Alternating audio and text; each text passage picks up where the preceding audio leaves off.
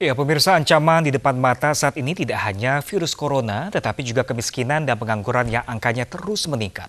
Pemerintah sejauh ini masih cukup yakin kenaikan jumlah kemiskinan dan pengangguran sesuai prediksi dan sudah punya sejumlah skenario agar masyarakat bisa bertahan hidup.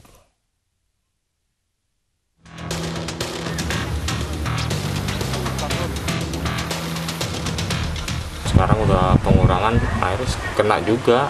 Ya, sudah tidak punya tempat tinggal. Nama pria ini Muhammad Supriyadi, korban PHK karena pandemi corona. Ia tinggal bersama istri dan 2 anak di Lagoa, Jakarta Utara. Ini bukan rumahnya, melainkan kontrakan yang harus ia bayar setiap bulan. Pabrik garmen tempat ia bekerja goyang karena tekanan corona. Supriyadi masuk daftar karyawan di PHK. Corona benar-benar membuatnya menderita karena harus membesarkan 2 anaknya yang kecil di saat tak punya kerjaan dan pemasukan. Sekarang udah pengurangan, akhirnya kena juga.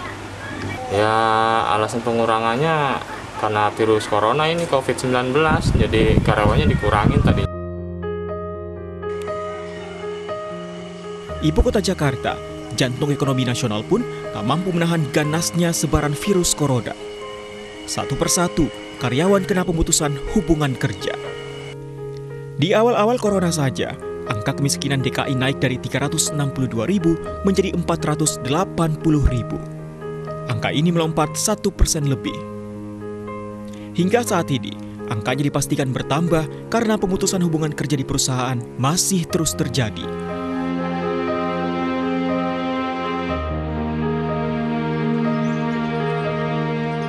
Di daerah lain, Pandeglang, Banten, berjarak sekitar 112 km dari ibu kota Jakarta, seorang pria harus tidur di kandang kambing.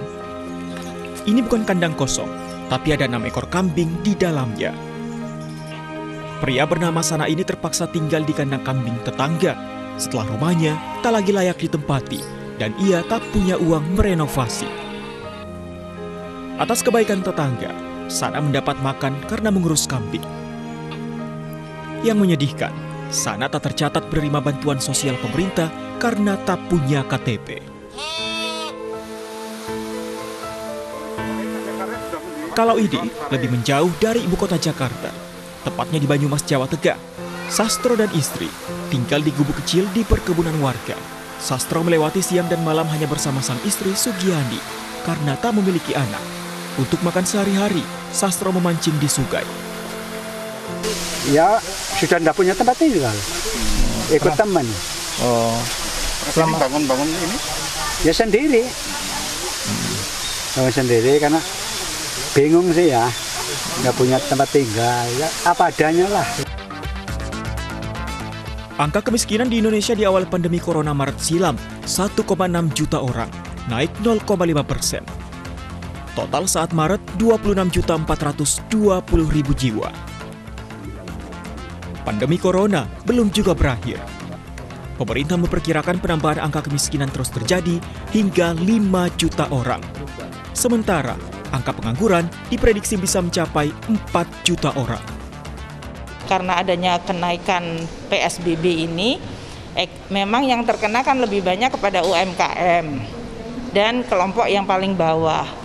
Jadi sekarang dengan Kementerian Sosial, Kementerian Usaha Kecil Menengah Koperasi, kita sedang mengidentifikasi mereka dan untuk memberikan bantuan sosial tapi yang produktif. Pembagian bansos memang salah satu jurus andalan pemerintah saat ini.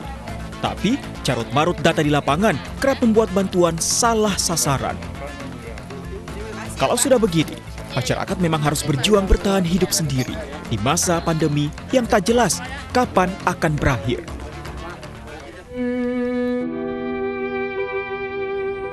Perjuangan bertahan hidup menjadi lebih berat dan sesak ketika harus berdampingan dengan kenyataan ada anggota keluarga meninggal karena virus corona.